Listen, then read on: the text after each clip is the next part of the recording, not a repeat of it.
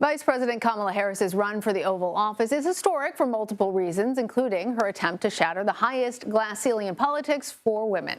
In America's nearly 250 years of existence, we all know that no woman has won the presidency, but did you know that only 24 women so far have run?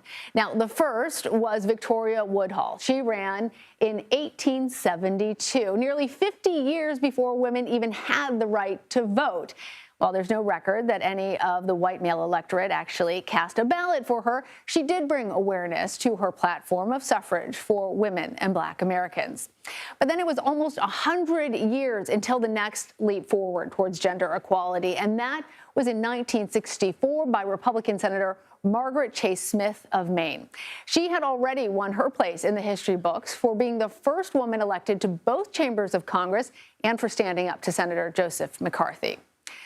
Now, in 1964, she launched her candidacy for the Republican ticket, and despite minimal campaigning, she actually had enough delegates to get 27 first ballot votes during that year's Republican convention.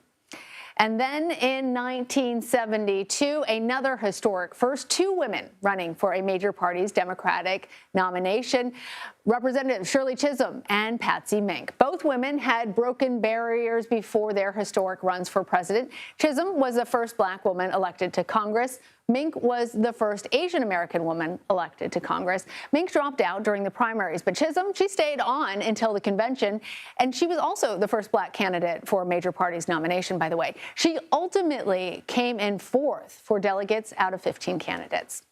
Now, women running for president, that's become much more common in recent years. At least one woman has run for the Democratic or Republican primaries since 2000.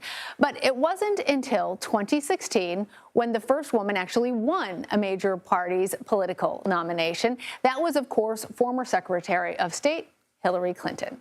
And it came after a long career in public life as First Lady, U.S. Senator, and Secretary of State. And while Clinton won the popular vote, she failed in the Electoral College and conceded the election to Donald Trump.